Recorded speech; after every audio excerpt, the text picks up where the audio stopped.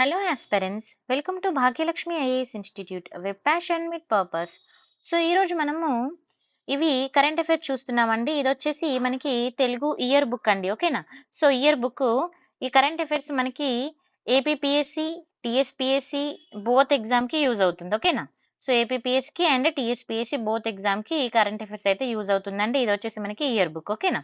So చాలా మంది నాకు ఈ బుక్ ఏం బుక్ అని అడిగారండి. సో ఈ బుక్ అయితే ఇలా ఉంటుంది చూడండి. ఇయర్ బుక్ అని. ఓకేనా? సో ఇది మనకి జనవరి 2020 నుంచి డిసెంబర్ 2023 వరకు కంప్లీట్ గా 1 ఇయర్ లో ఉన్న న్యూస్ అన్ని ఇందులో మనం కవర్ చేసుకుంటాం. సో మొన్న ఫస్ట్ డే మనము 50 పేజెస్ వరకు కంప్లీట్ చేసామండి. సో రిమైనింగ్ సెకండ్ పార్ట్ నుంచి ఇప్పుడు స్టార్ట్ చేద్దాం. సో నెక్స్ట్ వచ్చేసి మనకి నెక్స్ట్ పార్ట్ వచ్చేసి రికార్డ్స్ అండి. సో రికార్డులు ఏమున్నాయి చూద్దాం. Sorry 1 second. యా. సో రికార్డులు తీసుకుంటే చూడండి, అత్యంత పొడవైన గడ్డం కలిగిన మహిళగా ఎవరు గుర్తించబడ్డారు? హానికట్ గిన్నిస్ రికార్డ్ వచ్చింది. ఓకేనా? సో జస్ట్ ఆమె నేమ్ గుర్తుపెట్టుకోండి. ఓకే. నెక్స్ట్ ఒకే తేదీన కుటుంబంలో అందరు పుట్టినరోజు. సో ఇక్కడ చూడండి, వీళ్ళందరి date of birth same day అని అంటున్నారు. సో మరి వీళ్ళు వీళ్ళు ఎక్కడికి చెందిన వాళ్ళంటే పాకిస్తాన్ కి చెందిన వాళ్ళు. అదొకటి చూసుకోండి సరిపోతుంది. ప్రపంచంలో పొడవైన కురులు కరిగిన మహిళగా తామీ మనీస్ కి గిన్నిస్ రికార్డ్ రావడం జరిగింది. సో ఈమె అమెరికాకి చెందిన ఆమె. ఈమెకి 58 సంవత్సరాలండి. సో తామీ మనీస్. ఓకేనా? నెక్స్ట్ నవజాత శిశువుల ఆకలిని తీర్చిన అమ్మకు గిన్నిస్ రికార్డ్. ఇక్కడ ఏమంటున్నారంటే తను వచ్చేసి ఎలిజాబెత్. ఓకేనా? ఎలిజాబెత్ అండర్స్ సియోన్రా. ఈమెకి 2 పిల్లలు ఉన్నారు. సో తన బిడ్డలతో పాటు తను 2015 నుంచి 2018 వరకు 1599 లీటర్ల చనుపాలను విరాళంగా అందింప చేసింది. సో అందుకు గాను తనకి గిన్నిస్ రికార్డ్ అయితే రావడం జరిగింది. ఓకేనా? తన నేమ్ ఒకటి గుర్తుపెట్టుకోండి. నెక్స్ట్ 62 కిలోల బరువెత్తి 8 ఏళ్ల చిన్నారి గిన్నిస్ రికార్డ్. సో ఎందుకంటే అతి చిన్న వయసు కాబట్టి ఇలాంటివి కొన్ని చూసుకోవాలండి. ఎగ్జామ్ పాయింట్ ఆఫ్ వ్యూ కూడా ఇంపార్టెంట్. సో తన నేమ్ ఏంటి అంటే ఆశ్రయ గోస్వామి. ఇక్కడ చూడండి, రీసైక్లింగ్ బ్యాటరీస్ తో గిన్నిస్ రికార్డు. సో ఇక్కడ ఇది మనకి ఇంపార్టెంట్, ఎందుకంటే ఇక్కడ వీళ్ళు తెలుగు విద్యార్థి అండి. సో టీఎస్పీఎస్సీ, ఏపీపీఎస్సీకి 2 విధాలుగా చూసుకోవాలి. అమెరికాలో తెలుగు విద్యార్థికి అరుదైన గౌరవం అనేది లభించడం జరిగింది. సో ఆ విద్యార్థి నేమ్ చూడండి, శ్రీ నిహాల్. ఓకేనా? శ్రీ నిహాల్ తమనకు అరుదైన గౌరవం అనేది ఇక్కడ దేనిలో అంటే బ్యాటరీ రీసైక్లింగ్ లో రావడం జరిగింది. Next longest dance marathon Guinness record. ఇది కూడా ఒకసారి కొంచెం చూసుకోవాలండి ఎగ్జామ్ పాయింట్ ఆఫ్ వ్యూలో. సో ఇక్కడ ఏమంటున్నారంటే విరామం లేకుండా 127 గంటల సేపు నాట్యం చేసిందంట. ఎన్ని గంటలండి? 127 అవర్స్ నాట్యం చేసి గిన్నిస్ రికార్డ్ అయితే రావడం జరిగింది. తన నేమ్ ఏంటి? సృష్టి సుధీర్ జగ్తాప్. ఓకే. నెక్స్ట్ ప్రపంచంలో అతి పొడవైన మహిళ ఎవరండి? అతి పొడవైన మహిళ రుమేషా గెల్కి. ఓకే. రుమేషా గెల్కి అతి పొడవైన మహిళ. ఇలాంటివి కూడా కొంచెం చూసుకోవాలి ఎగ్జామ్ పాయింట్ ఆఫ్ వ్యూలో.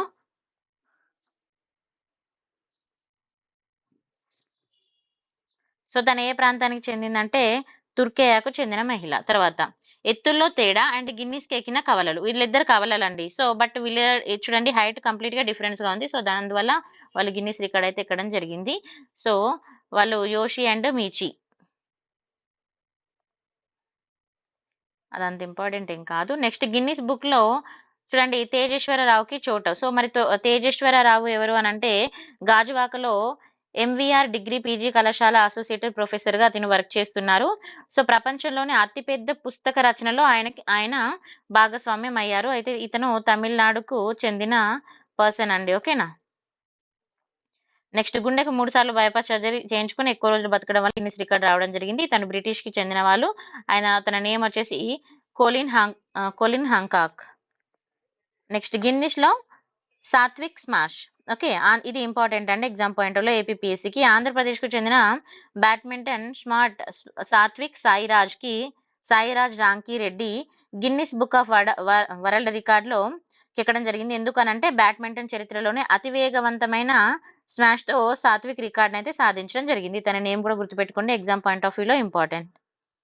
నెక్స్ట్ ఇక్కడ చూడండి చివావా మిశ్రమ జాతికి చెందిన కుక్క ఏంటనేది జీనో. ఓకే. జీనోకి గిన్నిస్ రికార్డ్ అయితే రావడం జరిగింది. ఎందుకంటే ఇది అత్యంత పురాతన చివావా మిశ్రమ జాతికి చెందిన కుక్కగా దీనికి గుర్తింపు అయితే రావడం జరిగింది.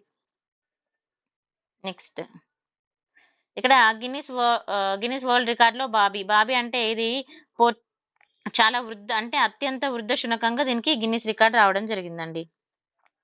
ఇది మళ్ళీ ఇంపార్టెంట్ అండి. ఇక్కడ చూడండి మీకు సొసైటీ పార్ట్ ఆఫ్ లో ఏపీఎస్సీ వాళ్ళకి కూడా ఇది ఇంపార్టెంట్. సో టీఎస్ వాళ్ళు కూడా చూసుకోవచ్చు.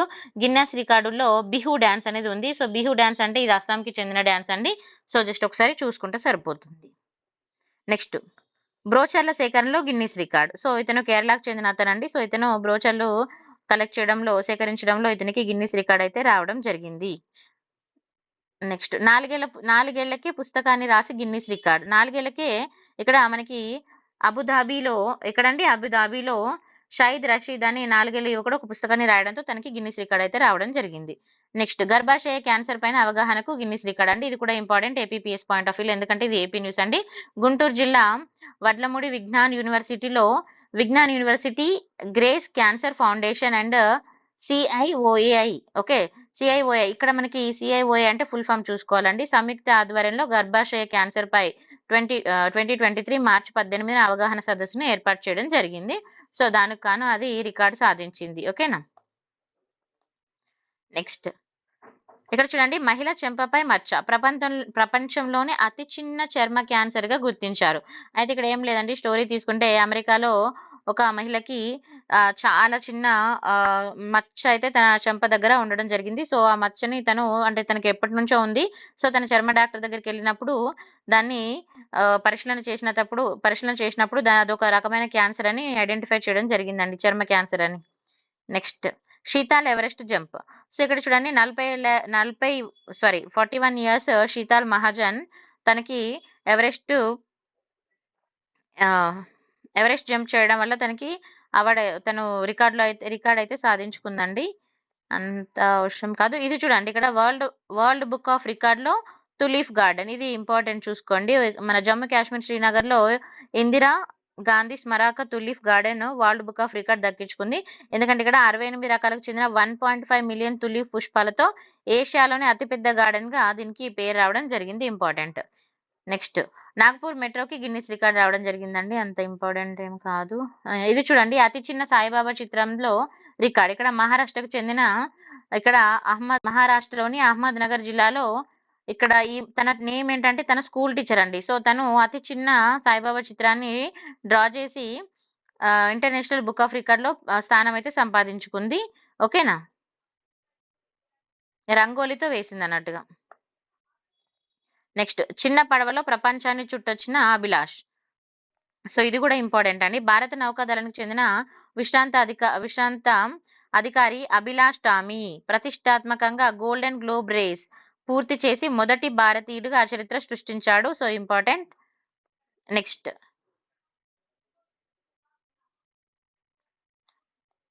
ఇక్కడ చూడండి కామిరీటా షేర్షా కొత్త ప్రపంచ రికార్డ్ అని చెప్తున్నారు. అయితే నేపాల్ పర్వత మౌంటైన్స్ ఉంటాయి కదా. సో మౌంటైన్స్ ఎక్కిన వారిలో ఇక్కడ షేర్షా అతి కొత్త రికార్డ్ ని సృష్టించారని చెప్తున్నారు. ఎందుకనంటే ఇక్కడ చూడండి 8,000 మీటర్ల పైబడిన ఎత్తైన శిఖరాన్ని 42 సార్లు అవరోధించారు ఈయన. ఓకేనా. నెక్స్ట్ పర్వతారోహణలో ప్రపంచ రికార్డులో వచ్చిన వాళ్ళు ఇక్కడ తీసుకుంటే నేపాల్కి చెందిన వాళ్ళు అని చెప్తున్నారు. తర్వాత ఎవరెస్ట్ పైకి 27 సార్లు రీటా షెర్పా రికార్డ్ని రికార్డులోకి ఎక్కడం జరిగింది. అయితే ఇక్కడ చూడండి ప్రపంచంలోనే ఎత్తైన శిఖరాన్ని పసంగ్ దావా షెర్పా 46 ఇయర్స్. ఓకేనా. 46 ఇయర్స్ లో పర్వతారోహణ ఎన్నిసార్లు చేశారంటే 27 టైమ్స్ అవరోధించడం వల్ల తనకి ఆ రికార్డులో ప్లేస్ అయితే రావడం జరిగింది. అది నెక్స్ట్ చూడండి భారతదేశంలోని తొలిసారిగా నది లోపల మెట్రో రైల్ ట్రయల్ రన్. ఇది ఇంపార్టెంట్ చూసుకోండి. ఇది చూడండి 53 ఏళ్ల వయసులో 27వ సారి ఎవరెస్ట్ నెక్కి రికార్డు సాధించారు. అంటే అంత ఏజ్ లో కూడా రికార్డ్ అయితే సాధించారని చెప్తున్నారు. నెక్స్ట్ మరి తన పర్సన్ నేమ్ కూడా మనం జస్ట్ ఇక్కడ ఒకసారి చూసుకోవాలండి ఇలాంటివి. ఓకేనా.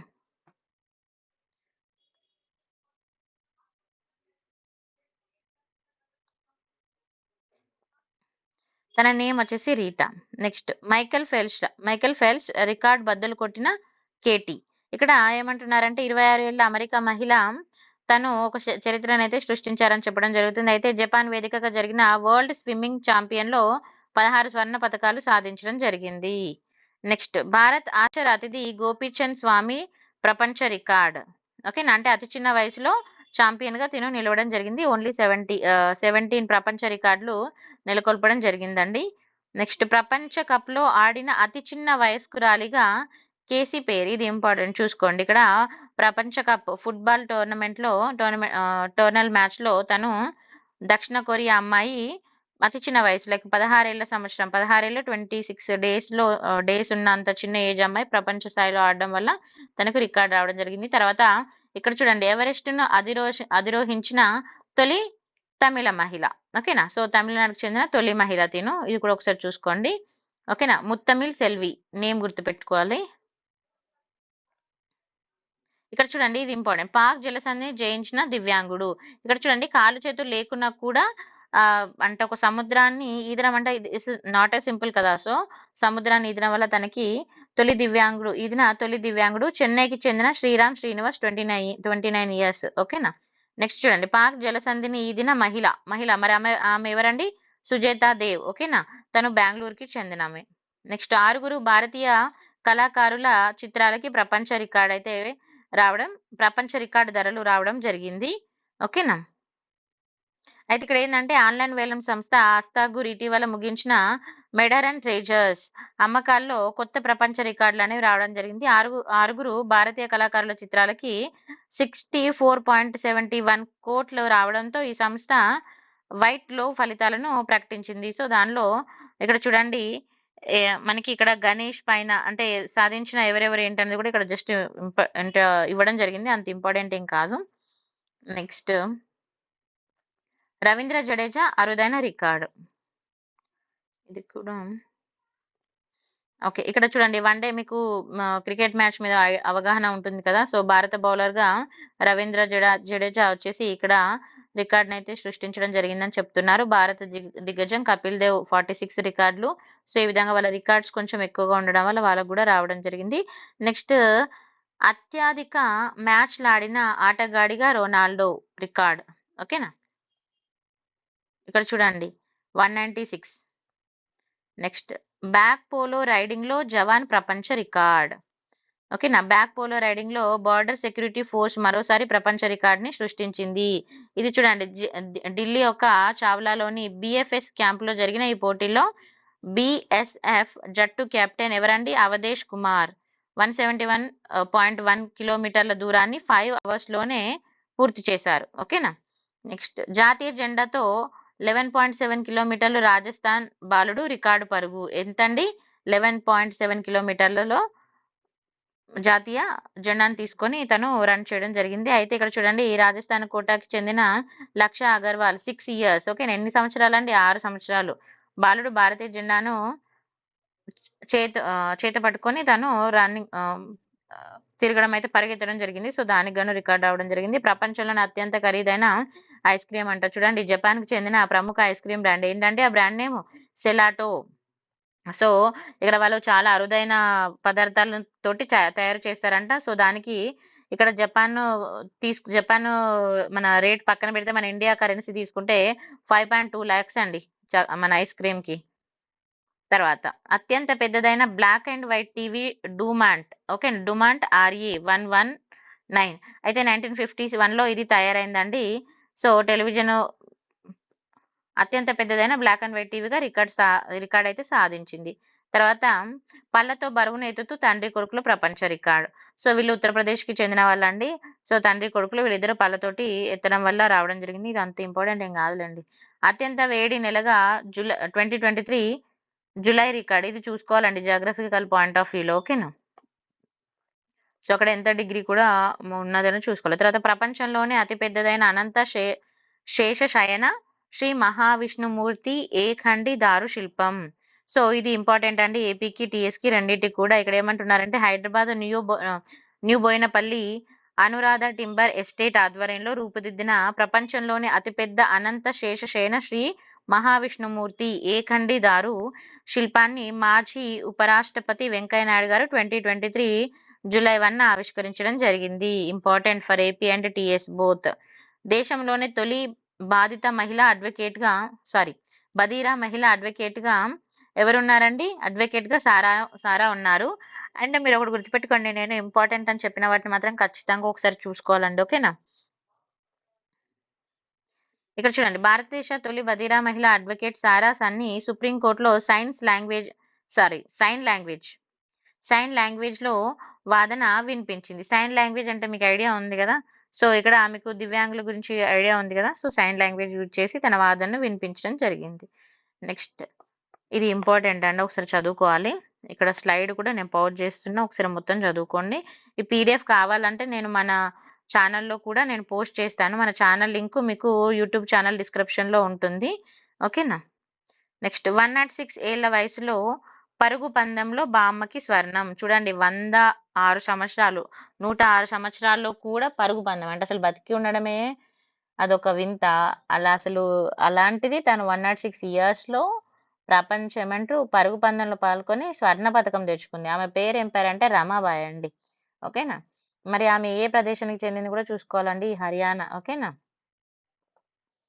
ఉత్తరాఖండ్ దేవద్రాన్ జరిగిన క్రీడా పోటీల్లో ఏకంగా స్వర్ణ పథకాన్ని గెలుచుకుంది. తర్వాత, నిప్పంటించుకొని 272 మీటర్లు పరిగెత్తి 2 ప్రపంచ రికార్డులు బ్రేక్ చేశారంట. ఏమండి అసలు ఇక్కడ చూస్తున్నారు ఎంత దారుణం. నిప్పంటించుకొని 272 మీటర్లు పరిగెత్తారంట. అంత అవసరం లేదులేండి ఎగ్జామ్ పాయింట్ వల్ల. ఇండియా బుక్ ఆఫ్ రికార్డ్లో పామిడి బుడతాడు. ఇక్కడ ఏమంటున్నారంటే ఇండియా బుక్ ఆఫ్ రికార్డ్ లో పామిడికి చెందిన 2.5 ఏళ్ల వయసు చిన్నారి ఎవరండి? శివ కార్తిక్ రెడ్డి.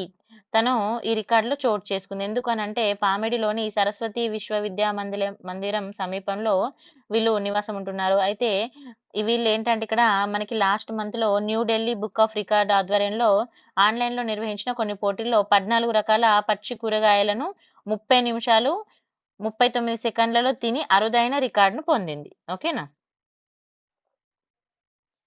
నెక్స్ట్ చూడండి, ఇక్కడ న్యూయార్క్ పోలీస్ శాఖలో భారత సంతతికి చెందిన మహిళా రికార్డ్. ఇంపార్టెంట్, గుర్తుపెట్టుకోవాలి. ఓకేనా? సో తన నేమ్ అందండి, సంతతికి చెందిన మహిళ ప్రతిమ బుల్లార్ మాల్డోనాడో. ఓకే, రికార్డును సృష్టించారు, ఇది గుర్తుపెట్టుకోండి. నెక్స్ట్, ఇక్కడ చూడండి, 1100 ఏళ్ల నాటి బైబుల్ కి ఎన్ని అండి? 314 కోట్ల రూపాయలంట. ఇక్కడ చూడండి, 100 గంటలు వంట చేసిన నైజీరియా మహిళ. ఓకేనా? 7 ఎత్తైన శిఖరాల అధిరోహణ. ఇక్కడ ఇది ఇంపార్టెంట్ అండి ఏపీపీఎస్కి ఎస్పెషల్ గా. ఎందుకనంటే ఏపీకి టీఎస్కి కూడా, ఎందుకంటే తెలుగు వాళ్ళు కాబట్టి ఫస్ట్ ఆఫ్ ఆల్. తర్వాత ఇక్కడ మన విశాఖపట్నం అని చెప్తున్నారు కాబట్టి ఏపీకి ఇంకెక్కువ ఇంపార్టెంట్ ఇస్తాం. సో విశాఖ నగరానికి చెందిన భూపతిరాజ్ అన్నీస్వర్మ 30 సంవత్సరాలు ప్రపంచంలో 7 ఖండాల్లో ఉన్న ఎత్తైన శిఖరాలను అవిరోధించి భారత పథకాన్ని ఎగురవేశారు. ఓకేనా? మధురవాడ సమీపంలోని పిఎం పాలెం ప్రాంతానికి చెందిన ఆయన 2022లో ఎంబీఏ పూర్తి చేశారు. Remember this AP exam especially. Next, Siachen పై వీరవనిత తొలి మహిళా సైనికాధికారిగా రికార్డ్. రిమెంబర్ దిస్, ఇది కూడా ఇంపార్టెంట్ అండి. ప్రపంచంలో ఎత్తైన సరిహద్దు రక్షణ స్థానం సియాచిన్ మొట్టమొదటిసారిగా ఒక మహిళా ఆఫీసర్ దళాధిపతిగా నియమితులయ్యారు. రిమెంబర్. ఓకేనా? తన పేరేంటండి అది కూడా చూసుకోవాలి, Shiva Chauhan.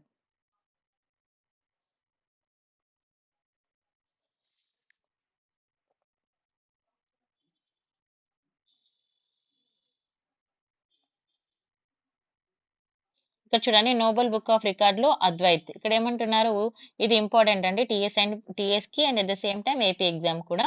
Nobel book of world record లో హైదరాబాద్ కి చెందిన 4 ఏళ్ల బుడితడు అద్వైత్ రెడ్డి చోటు సంపాదించారు. ఎందుకంటే అత్యంత చిన్న వయసు చెస్ ట్రైనర్. ఓకేనా? చెస్ ట్రైనర్ గా 4 ఏళ్ల 6 నెలల వయసులో తను రికార్డ్ సాధించారు. ఇంపార్టెంట్ అండి. నెక్స్ట్, 280 అంకెల టేబుల్ రాసి రికార్డ్. ఓకేనా?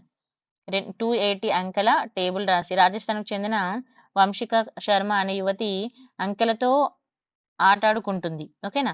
కంప్యూటర్ కంటే వేగంగా గణిత ప్రక్రియలను చేస్తుంది, అంటే చాలా ఫాస్ట్ గా చేస్తుందండి. జస్ట్ ఒకసారి చూసుకుంటే సరిపోతుంది. నెక్స్ట్ వచ్చేసి జాబితాలు. మరి జాబితాలు అంటే ఏంటనేది చూద్దాం. ఇక్కడ చూడండి, మత స్వేచ్ఛ ఉల్లంఘన దేశాల్లో Russia, China, Pakistan and Iran. హ్మ్.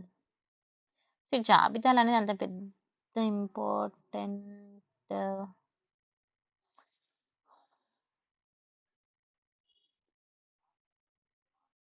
ఇది మనము నెక్స్ట్ చూద్దాం. ఎందుకంటే ఫస్ట్ కొన్ని ఇంపార్టెంట్‌వి కంప్లీట్ చేసుకుందాము. ఓకేనా? సో, ఇక్కడ మనకి జాబితాలున్నాయి. నివేదికలు కూడా ఉన్నాయన్నట్టుగా. నివేదికలు కూడా కొన్ని ఉన్నాయి. జాబితాలు కూడా ఉన్నవి. వీటి తర్వాత అధ్యయనాలున్నాయండి. అధ్యయనాలు, కమిటీలు. మనకి కమిటీలు ఇంపార్టెంట్ ఎగ్జామ్ పాయింట్ ఆఫ్ వ్యూలో. సో, కమిటీలు చూద్దాం. ఇక్కడ చూడండి ధరణి పోర్టల్‌పై ప్రత్యేక కమిటీ ఇంపార్టెంట్. ఓకేనా? సో, ఇది టీఎస్‌పీఎస్సీ ఎగ్జామ్ కూడా ఇంపార్టెంట్ అండి. ఇక్కడ భూ సమస్యల పరిష్కారానికి ధరణి పోర్టల్ పైన తెలంగాణ రాష్ట్ర ప్రభుత్వం ప్రత్యేకంగా ఏర్పాటు చేసిన కమిటీ. సో, మీ అందరికీ ఇది ఐడియా ఉండే ఉంటది. సో, ఈ ధరణి పోర్టల్ పైన ఒక ప్రత్యేకమైన కమిటీని ఏర్పాటు చేయడం జరిగింది. రైతుల సమస్య పైన కిసాన్ కాంగ్రెస్ జాతీయ ఉపాధ్యక్షుడు ఎవరండి? కోదండరెడ్డి అండ్ ఇంకా వాళ్ళ కమిటీ అంతా కూడా కలిసి ఇది తీసుకురావడం జరిగింది. అయితే భూ చట్టాల నిపుణుల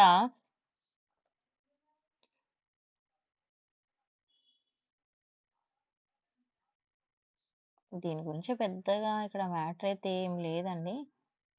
ఇక్కడ ఎంతమంది సభ్యులున్నారని చూసుకొని కన్వీనర్‌తో పాటు ఇక్కడ ప్రత్యేకంగా కమిటీని ఏర్పాటు చేసింది. అయితే కన్వీనర్‌తో పాటు నలుగురు సభ్యులను నియమించింది. ఓకేనా?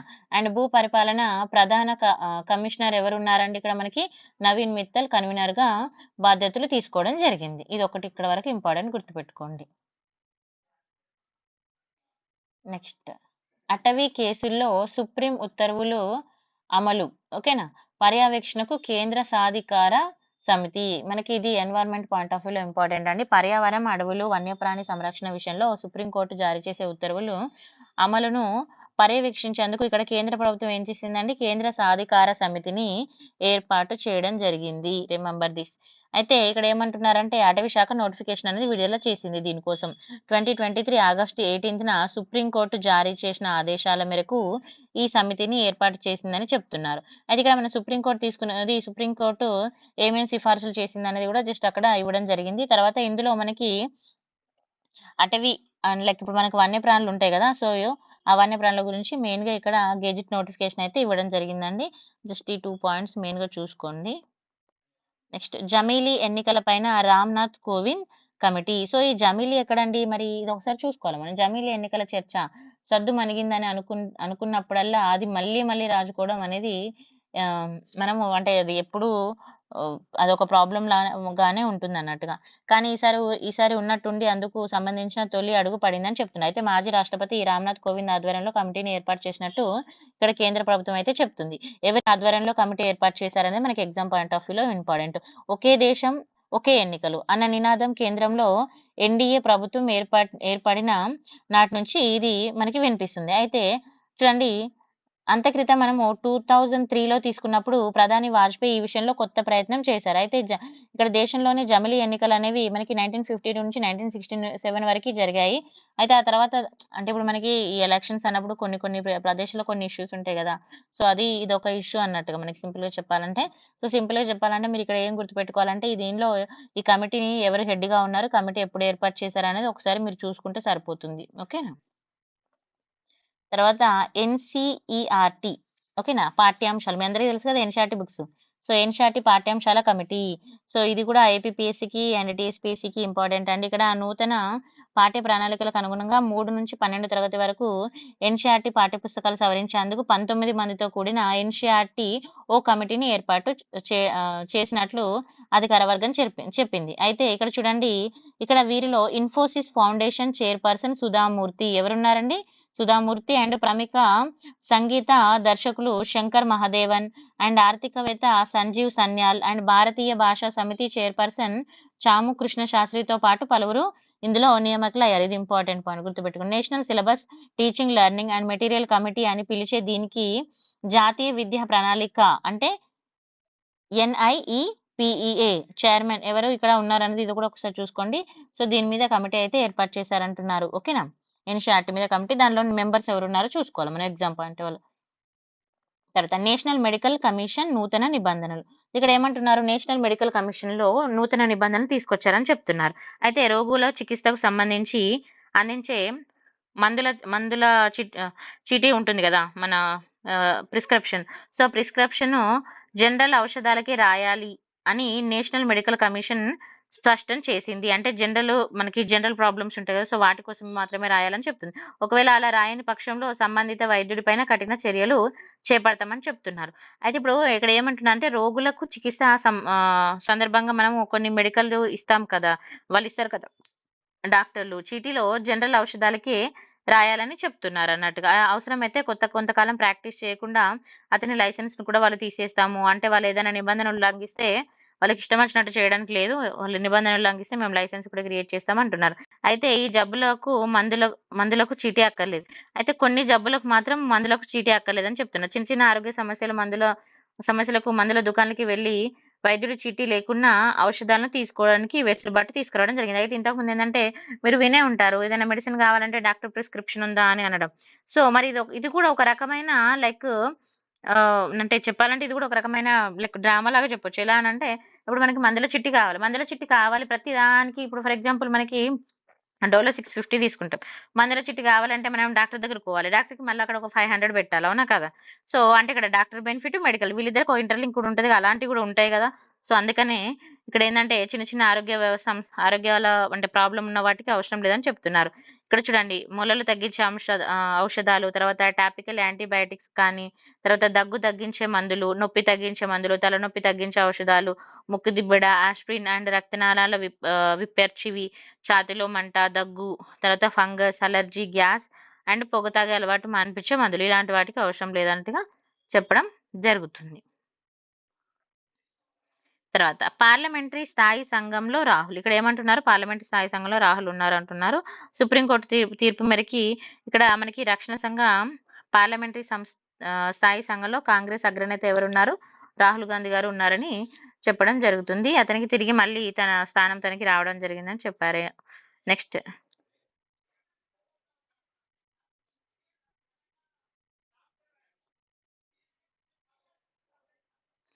ఇక్కడ చూడండి. ఇక్కడ మనకి డీఎంఆర్సీ ఏటీజీ ఓకేనా? డీఎంఆర్సీ ఏటీజీ ఆర్బిట్రేటర్స్‌గా జస్టిస్ ఎన్‌వి రమణ. సో, ఇక్కడ Delhi metro railway corporation limited. DMRC అంటే ఏంటి? ఫుల్ ఫామ్ చూసుకోవాలి. Delhi metro railway corporation limited Arvind Technoglobe ATG మధ్య నెలకొన్న కొన్ని నిర్మాణ లైక్ అంటే వాళ్ళ మధ్య ఉన్న ప్రాబ్లమ్స్‌కి పరిష్కారం కోసం ఒక కమిటీని ఏర్పాటు చేయడం జరిగిందండి. జస్టిస్ ఎన్‌వి రమణను సెలెక్ట్ చేసుకున్నారు. తర్వాత చైనా సరిహద్దుల్లో మౌలిక ప్రాజెక్టులపైన కార్యదర్శకుల కమిటీ. చైనా సరిహద్దుల మీద ఓకేనా? సో, ఇక్కడ తీసుకుంటే మరి ఇది మార్చి 14న దీన్ని నిర్ణయించడం జరిగిందండి.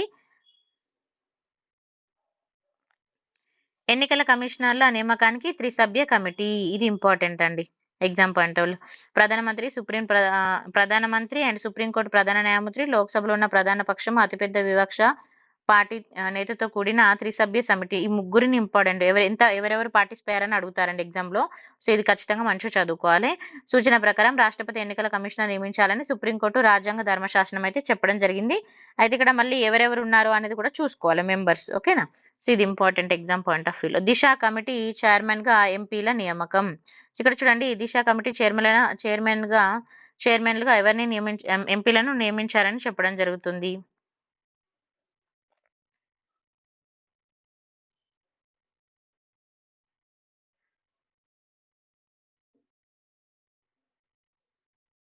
ఇది ఏపీపీఎస్సీ వాళ్ళకి ఇంపార్టెంట్ అండి ఒకసారి. ఎందుకంటే కేంద్ర ప్రభుత్వ పథకాల అమలుకు సంబంధించిన జిల్లా సమన్వయ పర్యవేక్షణ కమిటీ దిశ చైర్మన్లుగా లోక్సభ సభ్యులు నియమించారు. ఇవన్నీ మీకు చూడండి సత్యసాయి, తిరుపతి, కోనసీమ, కాకినాడ, పల్నాడు, బాపట్ల, అన్నమయ్య, ఎన్టీఆర్, నంద్యాల ఇవన్నీ కూడా మనకి ఏ స్టేట్ ఇవ్వండి ఇవన్నీ ఒకసారి మనకి ఏపీ స్టేట్ లో వస్తాయి కాబట్టి ఏపీపీఎస్సీ రిలేటెడ్ ఒకసారి చూసుకోవాలండి. తర్వాత కేబినెట్ కార్యదర్శి నేతృత్వంలో మిషన్ కర్మయోగి అమలు కమిటీ. ఏమిటండి? క్యాబినెట్ కార్యదర్శి నేతృత్వంలో. అయితే ఇక్కడ ప్రభుత్వ ఉద్యోగులు అండ్ అధికారుల శిక్షణకు సంబంధించిన ప్రభుత్వము ప్రతిష్టాత్మకంగా చేపడుతున్న మిషన్ కర్మయోగి కార్యక్రమము అమలును పర్యవేక్షించేందుకు కేంద్రం ఉన్నత స్థాయి కమిటీని ఏర్పాటు చేయడం జరిగింది. ఓకేనా? ఇది గుర్తుపెట్టుకోవాలి. మిషన్ కర్మయోగి. నెక్స్ట్ శాంతి సైనికులపై దాడుల నివారణకు భారత మిత్రుల బృందాన్ని ఏర్పాటు చేశారు. ఓకేనా? నెక్స్ట్ సుగంధ ద్రవ్యాల బోర్డు సభ్యులుగా ఎంపీలు ఎవరండి? అరవింద్ అండ్ బాలాశౌరి. ఇది ఒకసారి చూసుకోండి. ఎందుకనంటే ఇది కొంచెం ఎగ్జామ్ పాయింట్ ఆఫ్ వ్యూ కూడా ఇంపార్టెంట్. సుగంధ ద్రవ్యాల బోర్డు సభ్యులుగా నిజామాబాద్ అండ్ మచిలీపట్నం ఎంపీలు ఎవరండి? ధర్మపురి అరవింద్ అండ్ వల్లభనేని గారిని ఎంపిక చేయడం జరిగింది. ఇది both AP and TS point of వ్యూలో ఇంపార్టెంట్. తర్వాత విద్యుత్ అప్పీలేట్ ట్రిబ్యునల్ సభ్యుల పేర్లు సిఫార్సుకి కమిటీని ఏర్పాటు చేశారు.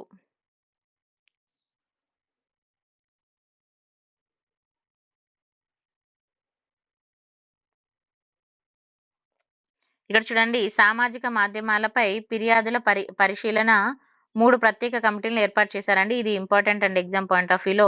సామాజిక మాధ్యమాలు అంటే ఏమొస్తది? మనకి ఇప్పుడు ఇంటర్నెట్ తీసుకుంటాం కదా!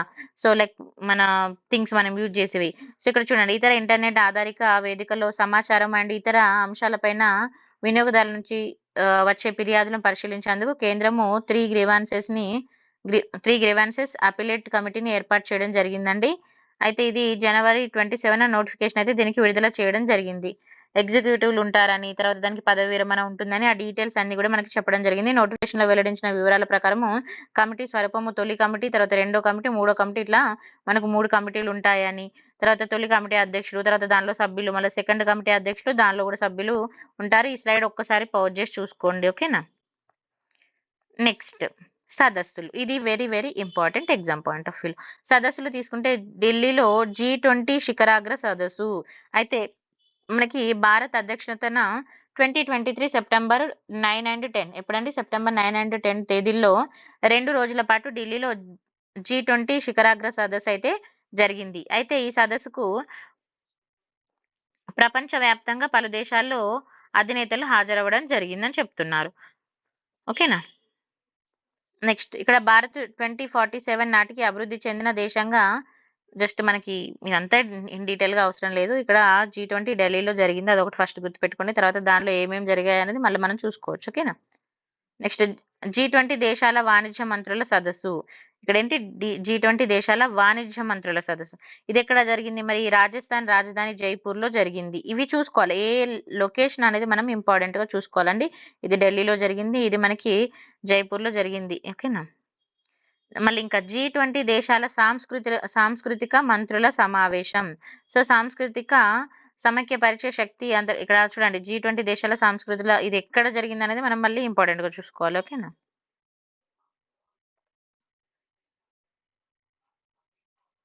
పర్యావరణ ఆకాంక్షల సదస్సు. ఓకేనా? పర్యావరణ ఆకాంక్షల వేడుకగా మనకు అడుగులు వేస్తూ ఇక్కడ ఒక సదస్సుని ఎవరు అండి? ఐక్యరాజ్య సమితి. ఐరాస అంటే ఐక్యరాజ్య సమితి సెక్రటరీ జనరల్ ఆంటోనియా గుటెరన్ పిలుపునివ్వడం జరిగింది. అయితే శిలాజ ఇంధనాలపై ఆధారపడడాన్ని త్వరగా తగ్గించుకొని మనము అంటే ఎన్విరాన్మెంట్‌గా ప్రొటెక్షన్ చేసుకోవాలని చెప్పడానికి ఈ కమిటీని అయితే తీసుకురావడం జరిగిందండి.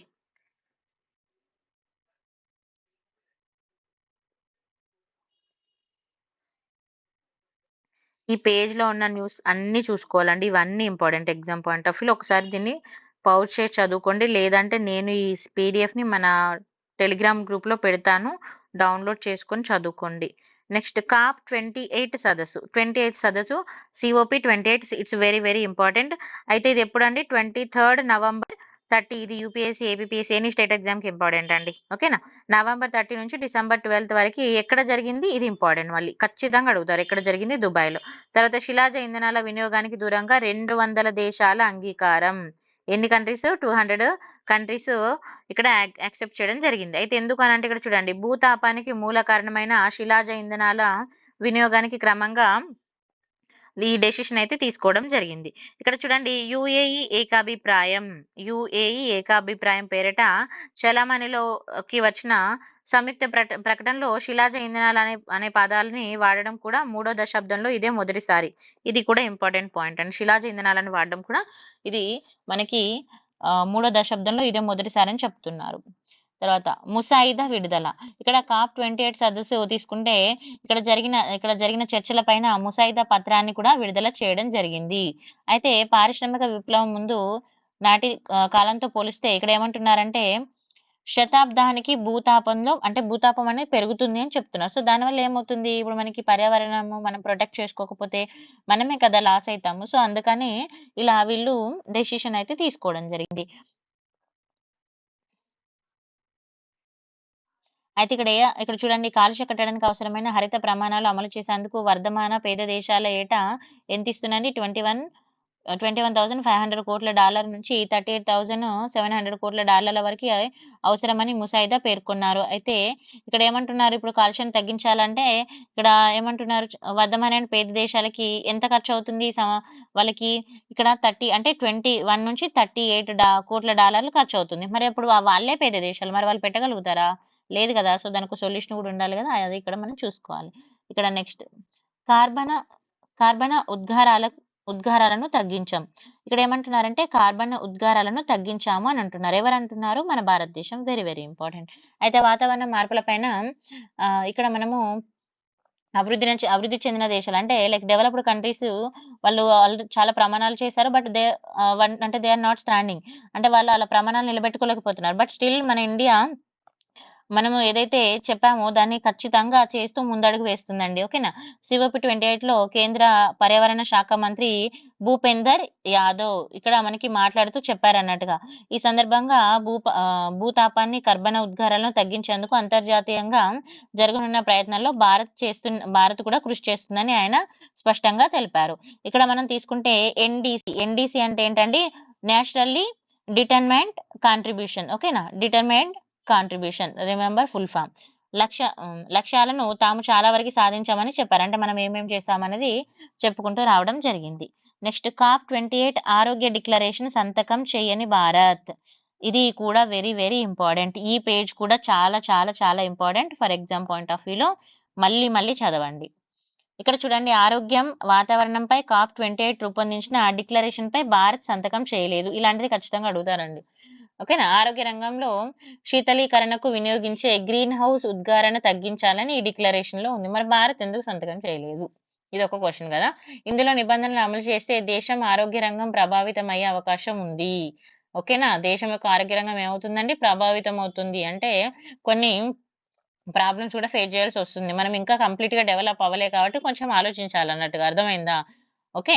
అందుకే దీనికి దూరంగా ఉండాలని భారత్ భావిస్తుంది. ఈ డాక్యుమెంటరీ 124 దేశాలు దీని మీద సంతకం చేశాయి. నెక్స్ట్ ఇప్సా మంత్రుల 11వ విడత సమావేశం. ప్రపంచంలో వివిధ దేశాల్లో నెలకొన్న భౌగోళిక ఉధృతులపైన ఇప్సా అంటే ఏందండి? ఇప్సా అంటే ఫుల్ ఫామ్ ఇండియా, బ్రెజిల్, దక్షిణాఫ్రికా. Remember this important.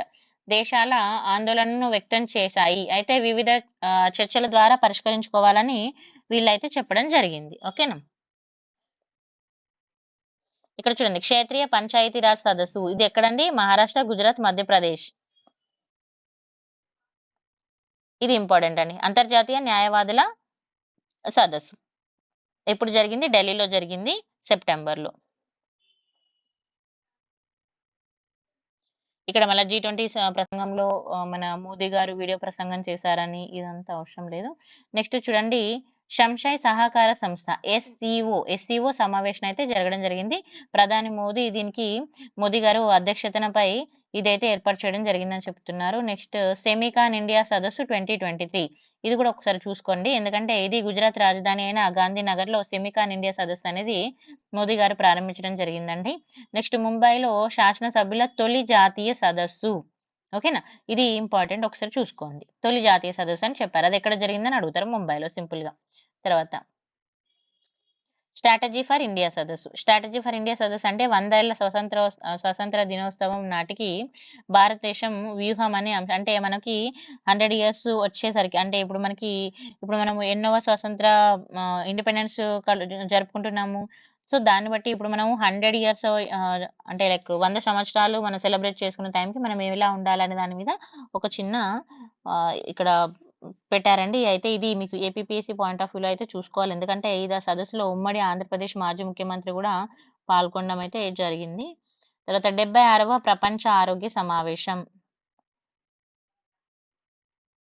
ఇది చూసుకోండి. అంతర్జాతీయ మ్యూజియం ఎక్స్పో. అంతర్జాతీయ మ్యూజియం డే సందర్భంగా ఇంటర్నేషనల్ మ్యూజియం ఎక్స్పోను మే 18 నుంచి 20 వరకు ఢిల్లీలోని ప్రగతి మైదాన్లో నిర్వహించారు. Remember this. Next national platform for disaster risk reduction 3వ సదస్సు. ఇది కూడా ఇంపార్టెంట్. ఇది ఎక్కడ జరిగిందో చూసుకోండి అంతే. నెక్స్ట్ విశాఖలో ప్రపంచ పెట్టుబడిదారుల సదస్సు. ఏపీపీఎస్సీ పాయింట్ ఆఫ్ వ్యూలో ఇంపార్టెంట్. ఎక్కడ పెట్టారు, ఎక్కడ జరిగింది అనేది చూసుకోవాలి. తర్వాత గ్లోబల్ ఇన్వెస్ట్మెంట్ సమ్మిట్, ఓకేనా. ఏ సమ్మిట్ ఏంటంటే ఎవరు నిర్వహించారనేది కూడా చూసుకోవాలి.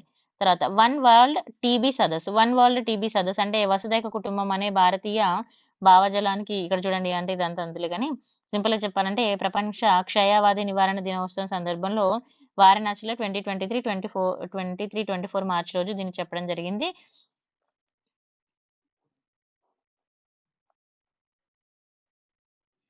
ఇది ఇంపార్టెంట్.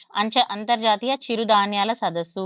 ఇక్కడ ఏమంటున్నారంటే అంతర్జాతీయంగా చిరుధాన్యాల సదస్సు ఎక్కడ జరిగిందండి? ఢిల్లీలో జరిగింది. ఓకేనా.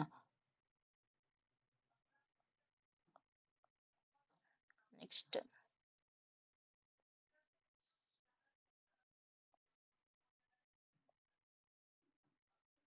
ఇక్కడ చూడండి, ఇది మళ్ళీ చూసుకోండి. స్వర్ణ యుగారంభంలో మధ్యవర్తిత్వం సదస్సు. ఇది ఎక్కడ? ఢిల్లీ హైకోర్టు ఆధ్వర్యంలో సమాధాన్ మధ్యవర్తిత్వ రాజీ, ఓకేనా. మధ్యవర్తిత్వ రాజీ కేంద్రం 2023 ఏప్రిల్ స్వర్ణ యుగారంభంలో మధ్యవర్తిత్వం సదస్సును నిర్వహించింది.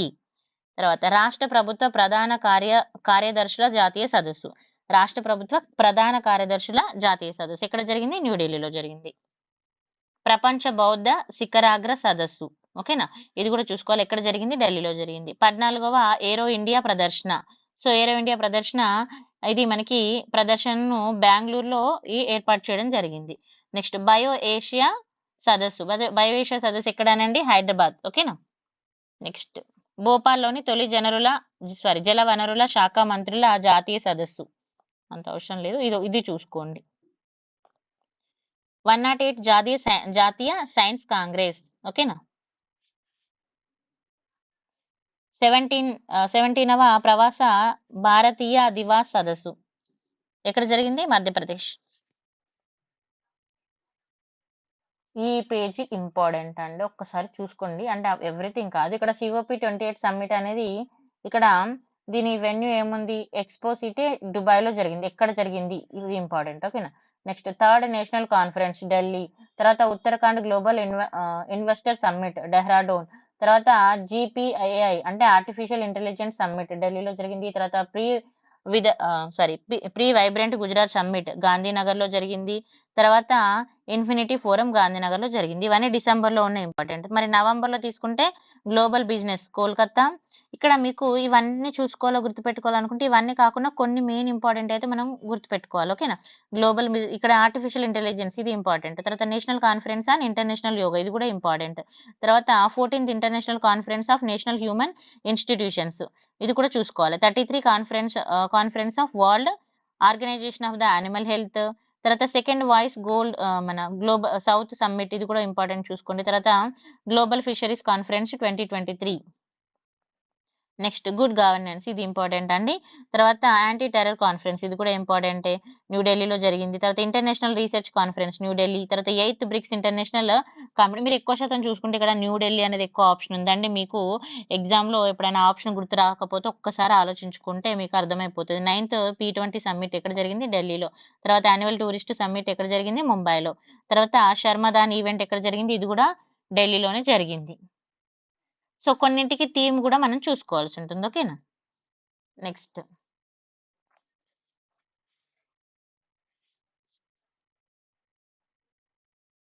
సెప్టెంబర్ మంత్లో ఉన్న సమ్మిట్స్ తీసుకుంటే ఇక్కడ global India AI 2023, green hydrogen pilot of India New Delhi, తర్వాత ఇండియా G20 సమ్మిట్ కూడా మనకి న్యూఢిల్లీలో జరిగింది. ఇంటర్నేషనల్ లాయర్స్ కాన్ఫరెన్స్ న్యూఢిల్లీలో జరిగింది. సెకండ్ నావల్ కమాండర్ కాన్ఫరెన్స్ న్యూఢిల్లీలో జరిగింది.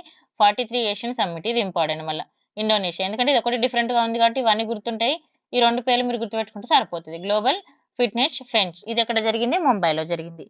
నెక్స్ట్ ఆగస్టులో ఉన్నాయి తీసుకుంటే మనకి G20 ఎంపవర్, ఇది గాంధీనగర్లో జరిగిందండి. తర్వాత G20 event for global food regulator summit ఇది కూడా న్యూఢిల్లీలోనే జరిగింది. ఇది ఇంపార్టెంట్ అండి. ఫస్ట్ ఎవర్ గ్లోబల్ సమ్మిట్ గాంధీనగర్లో. బ్రిక్స్ సమ్మిట్, ఇది కూడా ఇంపార్టెంట్, ఆఫ్రికా. తర్వాత 9th India international MSME export, ఇది కూడా ఇంపార్టెంట్ అండి. తర్వాత Y20, ఇది మనకి ఇంపార్టెంట్, వారణాసి. తర్వాత B20 న్యూఢిల్లీ. ఈ 2 పేజెస్ని ఒక్కసారి రివిజన్ చేసుకోండి, ఓకేనా. TSPSCకైనా ఏపీపీఎస్సీకైనా, ఈవెన్ UPSC ఆల్సో ఇంపార్టెంట్. తర్వాత నేమ్ ఆఫ్ ద సమ్మిట్ తీసుకుంటే జూలైలో జరిగినాయి. సో జూలైలో తీసుకుంటే మనకి ఇక్కడ అర్బన్ 20 మయోరల్ సమ్మిట్ గాంధీనగర్లో జరిగింది. తర్వాత G20 event of global food New Delhi regulator summit. Next కొన్ని ఇంపార్టెంట్ తీసుకుంటే సుప్రీం ఆడిట్ ఇన్స్టిట్యూట్ గోవాలో, తర్వాత లేబర్ ఎంగేజ్మెంట్ సమ్మిట్ ఇది చూసుకోండి పాట్నా, తర్వాత హెల్త్ వర్కింగ్ గ్రూప్ మీటింగ్ హైదరాబాద్లో జరిగింది, ఇది ఇంపార్టెంట్ అండి. తర్వాత ఎడ్యుకేషన్ వర్కింగ్ గ్రూప్ పూణే, తర్వాత employment working group Geneva. Next ఇది కూడా చూసుకోవాలి, ఇండియన్ ఓషన్ కాన్ఫరెన్స్ ఇది ఇంపార్టెంట్ అండి ఎగ్జామ్ పాయింట్ ఆఫ్ వ్యూలో కూడా. సో ఢాకాలో జరిగింది. తర్వాత ఇక్కడ మెషాన్ క్యాన్ సి 2023 దుబాయ్లో జరిగింది. National conference of land governance in north eastern states.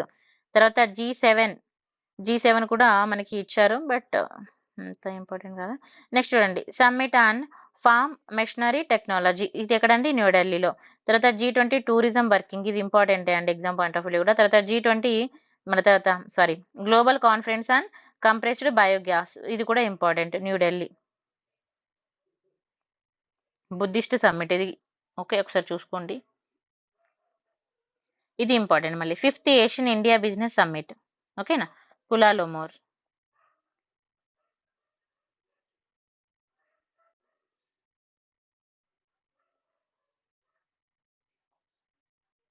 So కొన్ని ఇంపార్టెంట్ ఉన్నాయండి, ఒక్కసారి ఈ స్లైడ్ కూడా మంచిగా చూసుకుంటే బెస్ట్, ఎందుకంటే జస్ట్ ఒక్కసారి చూసుకోండి, ఎందుకంటే మీకు ఒక ఐడియా ఉంటుంది కదా, సో అందుకు. నెక్స్ట్ జనవరి ఫిబ్రవరిలో తీసుకుంటే మంత్లో తీసుకున్నప్పుడు మనకి world economic forum meeting very very very very important for all exam. తర్వాత G20 B20 ఇన్సెప్షన్ మీటింగ్ ఇది కూడా ఇంపార్టెంట్ అండి. తర్వాత డెమోక్రటిక్ సమ్మిట్ అనేది జస్ట్ ఒకసారి చూసుకోండి. నెక్స్ట్ ఇదైతే చాలా చాలా important, 12th world Hindi conference.